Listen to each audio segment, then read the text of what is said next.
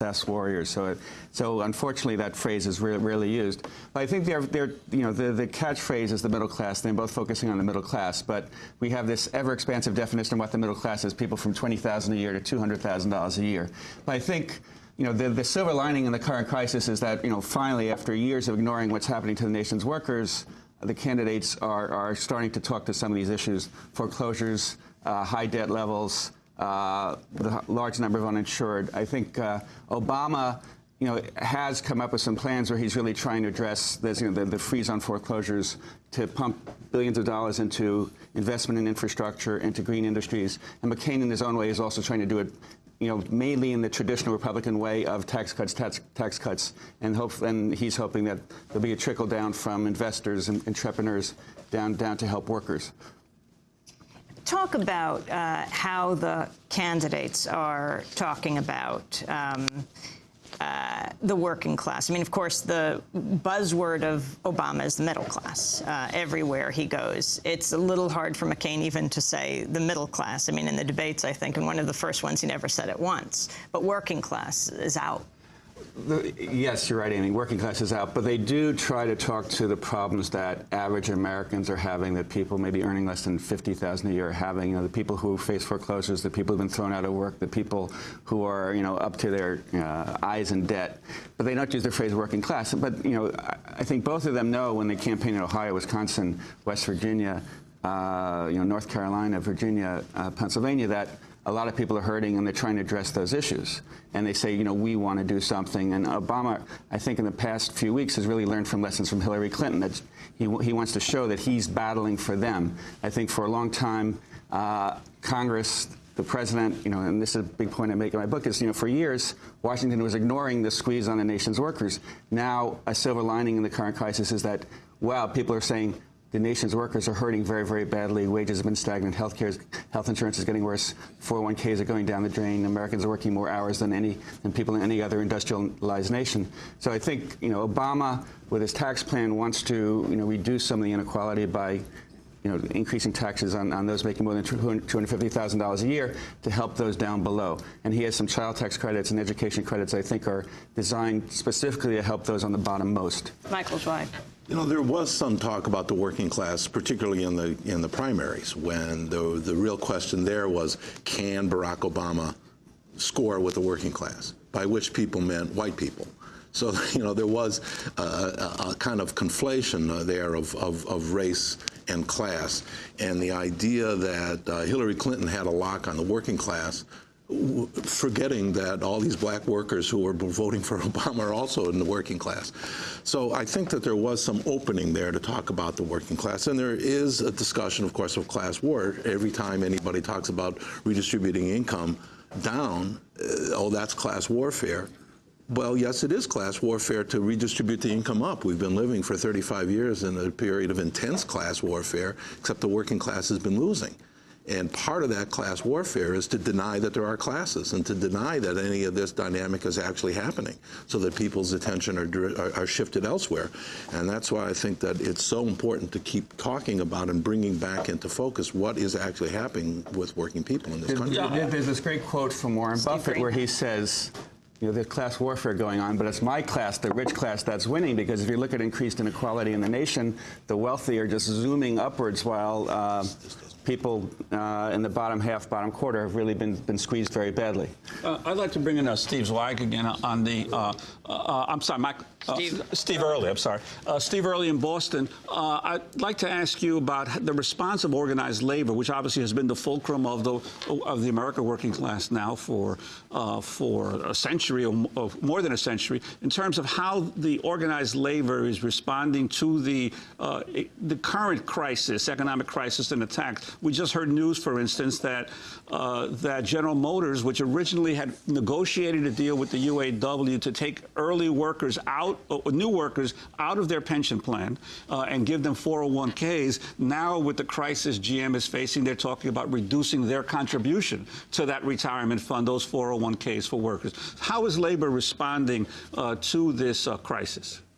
Well, on the political front, unions are trying to make the point that what we need now What we need next year, if there's a big Democratic majority in Congress and Obama is elected, is the same sort of remedy that was provided by the New Deal in 1935 through passage of the National Labor Relations Act, which Labor is trying to amend now through enactment of the Employee Free Choice Act, and that is a strengthening of workers' collective bargaining rights. If workers were able to negotiate again on a wide scale in the private sector about pensions, about health care, about wages, they would have a powerful new tool to address these terrible cutbacks that are already being imposed unilaterally in hundreds of thousands of non-union workplaces where people are losing their retirement savings. Healthcare costs are being shifted to the workers, and we're looking at a recession where there's going to be wage stagnation and possibly pay cuts in the 3 to 7% range that workers have experienced in past recessions. So this is something the candidates are not talking about. Biden and Obama did not mention the Employee Free Choice Act in any of the presidential or vice presidential debates so far. They only talk about it in front of labor audiences, and they need to start talking about strengthening of workers' rights as a way of reviving worker purchasing power, restoring collective bargaining to this country, and enabling workers to do in 2009 and beyond what they were able to do in this country in the late 1930s after passage of the National Labor Relations Act. And they're also not talking about the expected high the increase in unemployment, which everyone knows is going to happen over the next few months. It'll be the fallout of the financial crisis. And no one seems to be talking about the looming unemployment problem in the country. I would agree. I think the Democrats' initial recovery package or rescue package, which they enacted earlier this year, was sorely lacking in any real improvements in unemployment insurance. That also was an innovation of the New Deal in the 1930s. Unemployment benefits today cover only a fraction of the jobless population. And again, this is an area where we need rapid government intervention. We need an injection of new funding. We need a safety net that's real, that's not full of holes. What about General Motors and Chrysler? What does this mean for working people, especially in places like Michigan? Well, I think any consolidation of corporations of that scale is going to result in further job elimination. Certainly those most at risk are the salaried and management people who have no protection against termination or freeze of their pension plans, who can be laid off in any fashion. The UAW is going to have some difficult negotiating ahead of it to deal with the fallout of that kind of consolidation. What do you think of such a bailout, Stephen Greenhouse? The financial bailout or the GM Chrysler bailout? The financial bailout, my sense is, none of us love the idea of throwing money at bankers who've been very irresponsible, but I think we have to realize that, if we did not bail out Wall Street, the stock market would melt down, and then Main Street would have started to melt down as well. I do think that the banks that have received the bailout, clearly have made known that they're not doing enough with the money to, to lend it to the people who need it. So I think the federal government really has to should start leaning on the banks a little more to, make this money available to Main Street to help Main Street recover, the same way that the British government has done to British banks.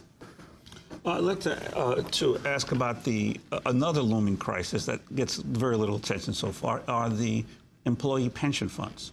With this dramatic drop in the stock market, certainly especially government and municipal pension funds have taken astronomical hits in terms of what the value, how much money they have left to pay out pension benefits, what this is going to mean for government workers over the next few years. It's going to be very painful both for the government workers and for taxpayers, because as Wall Street has dropped, the amount of money in pension funds has dropped, so cities and states will now tell their employees, hey, we don't have enough money to pay for your pensions, so they might propose different things to reduce pensions, which will be bad for the workers. But on the other hand, New Jersey and other states that are struggling with pension burdens might have to cough up billions, maybe even tens of billions of dollars to pay, and taxpayers are not going to like that either, especially when their pocketbooks are being hit by the downturn. Michael Zwei. Well, it's also, I think, the case that these are losses that are very big, but they're also, in a certain way, paper losses. these pension funds have these hundreds of billions of dollars in these funds, but they're not cashing all that money in right now to get the money so that they can pay these pensions. So there is, in a certain sense, it's a little bit premature to say that this is a long-term crisis for the pension funds, because it may be that in 2 or 3 years or 4 years, the market will recover enough of its value that we won't have such a major catastrophe as one might think, just looking at the numbers as they are today. I would like to come back just again to this question of what do we do now to really help people. We are going into a recession, it seems very clear, and there's going to be a lot more unemployment.